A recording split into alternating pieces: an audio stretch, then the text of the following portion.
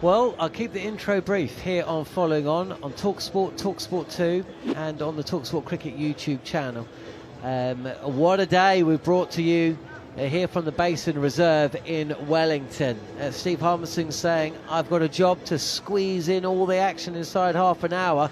Well, if I speak for half an hour, we'll be eating into the weekend sports breakfast, or game day breakfast, with Natalie Sawyer and Tony Cascarino. That's coming up in about 27 minutes' time. Let's get on with it then. First things first, Gus Atkinson, take a bow. He's talking to TV. He's about to talk to Scott Taylor. This is a guy who made his debut for England on July the 10th. I checked it. It's in my black book. He took a 7-fer. He followed it up with a 6-fer. He then came back to Lords and scored 100. Today, he became the first Englishman since Ryan Sidebottom in 2008 to take a hat-trick here in New Zealand. That was a series that England won. That was the last time England won a series, and he has assisted the efforts from yesterday with the bat and the ball to put England in a pole position to, at some point tomorrow, maybe on day 4, help England win a series here in New Zealand for the first time since 2008 with a hat-trick. He was brilliant. He really was brilliant. I think, it'd be interesting to hear what Gus has got to say when he speaks to Scott Taylor. I still think he was slower to get into the series. 3 wickets at Christchurch. I still think he was a little bit short of rhythm. You've got to remember his career. It's been so much in fast forward. I don't think he's had a bad day especially in a white shirt for England. In different days in white ball cricket, you get them. But I don't think he's had a day in Test match cricket where he's had to battle himself and battle with his action and battle with a little bit of rhythm. I think he did that for 2 innings in Christchurch, and even in the first innings here, I thought he still looked a little bit short of something that was a ignition moment to really sort of get his series going. He had 1 wicket going into that little final spell, and he got a little bit of luck. Nathan Smith, who dragged one back on a ball he was trying to leave, and it just bounced a little bit, hit the under edge of the bat, and went onto the stumps. And then from there, that was brilliant. A bouncer, a good bouncer at Matt Henry, didn't quite get up. Got the shoulder of the bat, Luke catched the gully, and then the setup for Tim Southee was brilliant. Everybody was expecting, or not everybody. Everybody in Tim Southee's mind was telling him it's going to be a bouncer. Short leg, man round at leg slip, a man out on the hook. England going hard at Tim Southee nearly every time he comes into bat. And this one just eased towards middle stump. And Tim Southee, well, he went for the DRS, and I couldn't understand. The only thing I could think of is he thought it wasn't hitting leg stump and he wasn't hitting off stump. It was cannon into middle, and he got a hat-trick, and he nearly brought up a smile, Jon Norman. Nearly, almost. He was enveloped by England players. He did wheel off in celebration, he didn't knew. He's Stuart Broad style. Oh, he absolutely ran up to the spectators. Similar to Ryan Sidebottom, actually. I was in the ground, and Sidebottom, when he took that hat-trick, he ran off, tailed off to the England fans who were amassed on the banks at Hamilton on that occasion here at the Basin Reserve. I also want to talk about another player new to international cricket, because the hat-trick was the moment of the day, but there was another moment for me, and it came with Jacob Bethell, second Test match, 90 not out. Now he could have been forgiven to have put himself ahead of the game and just reined it back in. It's what happens every time. He's never scored a Test century. He's never scored a first-class century. He's 90 not out. He could have nudged and nurdled, clipped and pushed, prodded his way to a century. He did not do that. He did the opposite. What happened was Tim Southee was brought onto bowl from the end that we are commentating from here at the RA Advanced stand, and it was like a flick had been switched. Maybe preordained, maybe predetermined, but maybe the direction had gone out from the coach, the captain. When Southee comes onto bowl, put pressure on immediately. We don't know. If he took it upon himself to do it, even more kudos to the guy. Because instead of inching his way to a century, what he did do is he just came at Southey, one of the most experienced bowlers in world cricket, with nigh on 400 test wickets, and he hit him for 2 boundaries. He got himself within a 4 of 100, and he went for the 4, and the outside edge was taken, and he walked off with 96. I think that was better than getting 100. Yeah. He would disagree. I thought, well done, young man. Yeah, I mean, it was there. It was there. He'd gone from 75 to 90. I thought New Zealand bowled well at the time. Glenn Phillips came on and dried things up. Matt Henry was going nicely, and I thought New Zealand had bowled well to stifle the boundaries of Duckett and stop the sort of heavy score on rate. They ran it round to give New Zealand a run around. And then when he got to 90, he got hit on the arm. He got a blow on the arm. It was a bouncer. It was a good one. I think it was a Willow Rourke. Got him on the arm. And when you get hit as a batter, I mean, your beans start going, and you start thinking, and you start twitching that little bit more. You're going harder at the ball. Southey comes on, rightly so. You said, and he hit a nice 4, and he's 96, and it was there. I mean, his eyes lit up like my eyes would light up at a Chinese buffet. I mean, it was there. His eyes just lit up. It's there. Test 100. It's a 4. And the one thing he didn't do, which he's done brilliantly throughout that innings, I mean, the comments in both TV and radio that I've been on, his ability to get to the pitch of the ball with his front foot is what stands apart when it comes to the balance and his shot making. And he didn't quite get to the pitch of the ball, and he got himself out in front of himself. And when he's seen that, he's thinking 4. He's thinking, who's talking about averaging 22 now? Who's talking about not having a first-class 100? There's my test 100. And he just didn't quite get to the pitch of the ball, and he got a faint outside edge. It was a brilliant innings. I'm really pleased for the kid. I sensed when I said when he walked off and he got 96. I mean, disappointed for him, pleased for him. I've got no doubt he will get many, many test match 100s, and when he's in that position again, that's when he'll nail it and get the 100 with the boundary. Gus Atkinson, by the way, series by series, his first series in international cricket, 22 wickets at 16. Sri Lanka, 12 wickets at 27. Oh, and he scored 100. Pakistan away, 6 wickets at 27. That's not bad. Here in New Zealand now, 7 wickets at 21. So, yeah, welcome to Test cricket. Bryden Cast got us up and running, though, didn't he? There was little chance of New Zealand getting close to England's first innings score of 280. The only way they were ever going to get there, runs from Blundell, who's under all sorts of pressure, Phillips, and maybe Smith.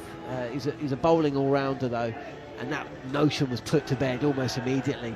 The wickets of Blundell and O'Rourke, another couple to Cast before Atkinson stole all the glory. Yeah, he stole the glory. I was on TV about sort of half an hour ago, and they put up Gus Atkinson's and the camera went to the balcony, and there's Gus sitting, Bryden Cast sitting in front of him, and there was a little fist bump between them. And the TV recorded it and showed it again. It was a little bit of it was like respect to each of the fast bowler. I set them up, you knock them in, and that's what you do. You do as a bowling pair. You work as a pair, and I thought they did that very, very well. I mean, Carson Atkinson have got the 2 tall guys who have got good release points, but 2 different types of bowlers. Gus Atkinson's looking to sort of hit the line of a good length and challenge the top of off stumps, where Carson's a little bit more all bustle into the surface, make the pitch do the work from a good height and a good velocity into the pitch. I thought the wicket that set the tone was the Blundell wicket. I thought the ball that got Tom Blundell out, which hit the top of the stumps. If you look at the cricket stumps, I would say 99% of the cricket stumps have got a coating on them, a blue coating on them, which has got a sponsor's logo all the way down to the very, very bottom. There's just a fine little bit at the top where the bails sit in. And Bryden Cast's ball that hit the top, hit the top, or that 1% of the off stump above the sort of sponsors their logo, and that for me set the tone for England this morning to get off and running, get going, and then Atkinson did the rest. Let's hear from Glenn Phillips, who bowled today. He batted as well. You've got to get Glenn Phillips up the order. We said this before the first test. We said it during the recent series between India and New Zealand. You cannot, for a low-scoring team, continue to have this guy unbeaten at the end without a chance to score heavily and quickly. Let's hear Glenn Phillips with Daniel McCarty. Trying day of Test cricket. Yeah, obviously it was a little bit difficult. 3 minutes, lovely work. Incredibly good at what they do, especially with a big wind at the basin. They know how to target it really well, and obviously credit to the way Duckett and Bethell played too. 5 down last night. It was always going to be so important to eke out as many. How did you judge that batting performance? They wrapped you up pretty quickly. Yeah, obviously it was a little bit nippy this morning. Obviously Tommy got a good one, and then obviously a hat trick doesn't exactly help things. So yeah, obviously not ideal, but at the end of the day it looks like the pitch is starting to get quite good to bat on, so hopefully we have the chance, hopefully. Well, that's the thing, you need to keep the belief alive. You're one of the most positive guys I know going around, but is it hard to keep that energy up when the league the deficit gets to 400, 450, now over 500? Oh, I think at the end of the day there's still so much cricket left to play. If we bat well and we bat for 2 days, then we've scored 600 in the past, so obviously they're already at 533, and who knows what they'll end up doing tomorrow. But obviously we've got to keep our positive hats on as much as possible and take those things into the next innings. And as I said, hopefully the ball's probably going to nip around a little less. That would be ideal, and hopefully we can get a few overs out of Bashir and potentially just take the game deep. I think is what we're after. Keep scrapping and take it long. Yeah, certainly do hope it's more placid batting conditions as the test progresses. Is confidence a little bit low for you to say in that top order? No. Obviously, it's a tough one. Guys are all working with their own strengths and their own weaknesses at any given time, and we all stick to our processes as much as possible. So, anyone's just around the corner at this level from a big one, and obviously, guys have shown that in the past. Kohli himself has shown that just recently. So, the guys know what they're doing. They stick to their guns, and who knows? Maybe we'll see something special. What did you notice about how England looked to attack you with ball in hand? Because it was impressive, and at times we forget about giving credit to the opposition. They did bowl well. From the bowling perspective, yeah, obviously, there was a little bit in the service. The boys hit the deck hard, and they definitely brought out a few serious seeds. So I guess at the end of the day, we worked hard to try and play our shots and keep our momentum going to, I guess, our plans. But sometimes you get a couple of good balls, and you do have to say fair play. Obviously, we don't as bad as ever want to say fair play, but the ball Nos got, both the no ball and the one that he got out on were serious seeds. Tommy got a serious seed, and then also sometimes you need a little bit of luck to go your way as well. And I think, hopefully there's a bit more luck around the corner. He's sick of the side of Harry Brook. He goes all right, doesn't he? Yeah, he's a pretty darn good player. Obviously, we gave him enough chances, and 30 seconds, mate. Here has been another level, top tier on something that was tricky to bat on. But at the end of the day, guys have been successful here in the past. Baz shows it himself. When he was playing, if it was green, he definitely took it to the bowlers. And, sometimes you chance your arm and you get a little bit lucky. And 10 seconds, whenever you're ready, throw into Gus Atkinson, but no rush. So he has played incredibly well. 5. Kept you long enough. Go rest up. Thanks for your time, Glenn. Happy belated birthday. Cheers. Thank you very much. Well, when Glenn Phillips sounds a touch deflated, New Zealand are behind in the match, and they are. 533, just as my screen to my left of me just clicks off. But there is a scoreboard here. We've heard from Glenn Phillips, the New Zealand batting all-rounder, bowling all-rounder. I'm not quite sure which way we should be describing him. But following a day's play, which has featured a hat-trick, the first in New Zealand from an England player for 16 years, it's only fitting that it's Gus Atkinson up for media duties. He's just chatted with talkSPORT's Scott Taylor. Gus, well, let's take us back to the very start, which seems like a long time ago, your hat-trick. Let's talk us through the feelings of when the umpire put the finger up. I didn't really look around. I sort of knew it was out, and then I looked around just to check, and sort of running in, I did feel like I was going to get a hat trick. I did feel like I'd get him out, but no, it was a great feeling, and one I'll remember for a long time. And it caps off quite a special 2024 for you. Can you sort of envisage yourself at the start of the year, fast forward to now, what a career, what a year you've had? Yeah, it's been pretty amazing. I think once this series finishes and I have a bit of time off, I'll sort of look back at it, and we go into the new year, just sort of reflect on the year. been incredible. I mean, there's still a test match to play in this game to try and win. So yeah, there's a bit of cricket left, but no, it's been incredible so far. And how special was it sharing that feeling with the group of players that you're playing with now? We spoke to Joe before the first test, and he said some of his best moments have been involving other players' success. So how special was that? Yeah, I mean, it's very, very pleasing. I mean, I haven't really been involved in too many games where there's been hat tricks. It's not really, I haven't really ever thought about, I want to take a hat trick or anything, but to be able to get a hat trick it's not something too many people can say. So yeah, it's very, very good. And how have you found bowling in New Zealand? Obviously, your first time playing Test cricket here. How have you found the conditions? They've been nice. I think they've good, very good wickets. Not too dissimilar to the Oval, really. So there's good carry, good bounce, but they seem to flatten out sort of day 2, day 3 onwards. But no, I've enjoyed it. I haven't really felt like I bowled my best, but I felt good this morning. So hopefully I can get a few more wickets in the series. And talk to us about a couple of players. Firstly, a man you know very well, Ollie Pope. Didn't have the series he liked in Pakistan, but he's come to New Zealand, took the gloves and got some confidence back. How pleasing are you for him? Very pleased. I mean, I know how good of a player Popey is, so to see him obviously struggle a tiny bit in Pakistan and receive some criticism, to come out here and do well and score some runs and keep really well as well. I think that's the main thing. He's kept very well, and he's obviously scored some runs as well. So it'd be nice. Obviously he'll want to score more runs and get to the 3 figures and so on. But no, I'm very happy for him. And a word on Bryden Cast, who's had a fantastic series with the ball.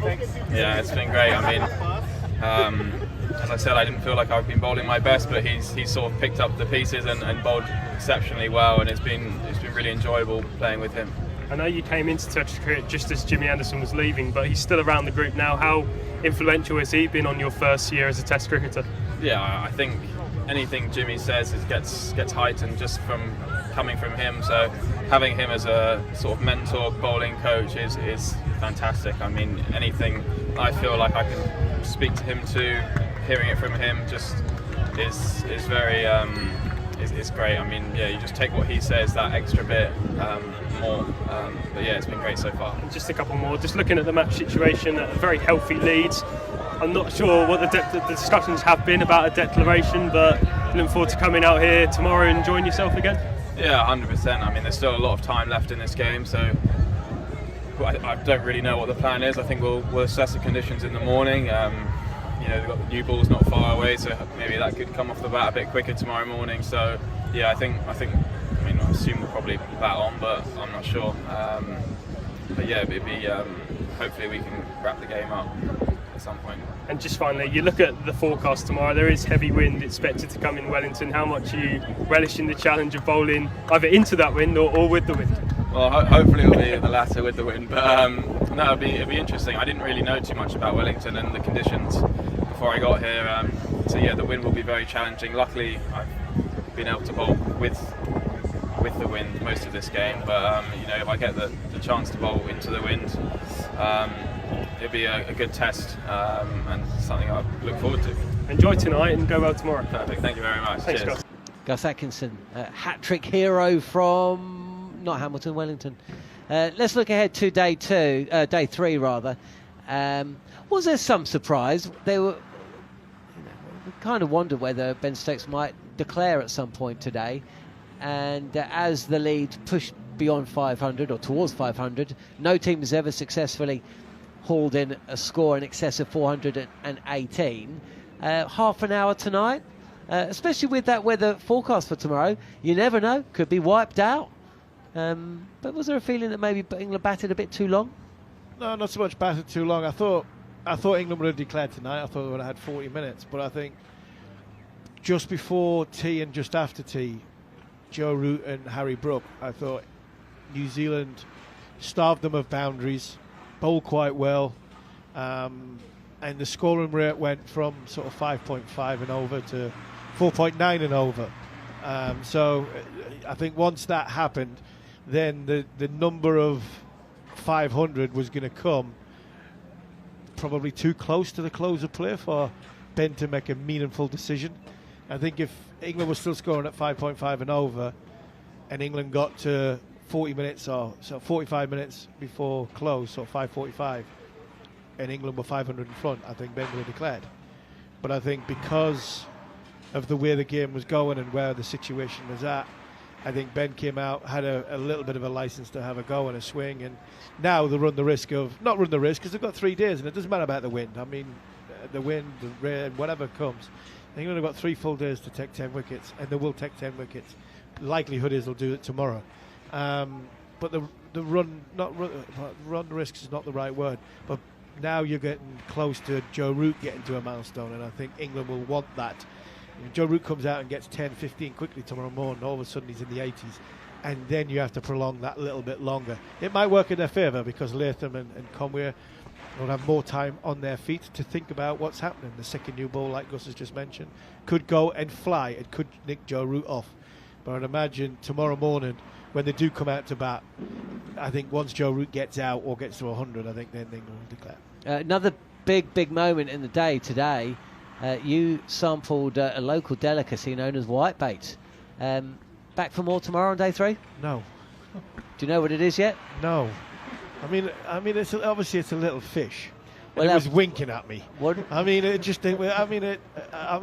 nearly said me name. I mean, it was just look disgusting. It felt disgusting. Steady on, don't offend the locals. They're very disgusting. Very hospitable. I love New Zealand. I think the world of this place, and I mean, you can hear my voice how much I cherish the craft beer, the wine tasting that we've had. But that's one day. I mean, I thought I was at a bush tucker trial. I thought Anton Deck was standing behind me. I really did. I mean, chuck a Chinese in front of me any day of the week. But a fish which is about similar size as your little finger, with an eye that's staring at you. I'm sorry, not for me. Okay. I think you can say I didn't like it. Well, we'll be back tomorrow on day 3. And essentially, it's quite clear for England that even with that wind that's forecast and the rain, possibly 3 full days, we'll see Joe Root knock off the runs he needs. 36th Test century if he manages it. I mean, that's mind-boggling in itself. The whitebait will be winking if that occurs. And then it's over to Atkinson and Carse and Wokes and Stokes, who I'm telling you right now is going to be bowling into the wind to allow his premier fast bowlers to bowl with it. Rattle off the 10 wickets England need. A couple of days of golf for you, for Scott, the producer, possibly the England cricket team, and a series win live on talkSPORT and talkSPORT 2. Then you'll hear me speaking positively about New Zealand and its culture, the golf courses. Well, there's golf courses, there are vineyards, there's craft beer, there's culture, there's one of the best museums in the world, by the way, Tapapa Museum. I've told our video producer Katie she's got to go there. Maybe you should too, Harmy, but we are set fair, aren't we? 2 days of fast-forward cricket. 15 wickets falling on day 1 in Wellington for only the second time in the history of Test cricket, which is charted all the way back to 1930. We saw one of the most remarkable of all of Harry Brooks' remarkable centuries overseas. That was day 1. And let's not forget the way that England's bowlers backed up Rook and Pope and really possibly sealing the series on day 1 here at New Zealand's spiritual and physical home, the Basin Reserve. Today was all about consolidation, really. After the early successes and the hat-trick, New Zealand bowled out for 125, and then with the bat, despite the 4th dismissal coming the way of Matt Henry, Crawley gone early. Scores of note for Bethell, Duckett, Brook and Root, who's unbeaten overnight on 73. So come back and join us tomorrow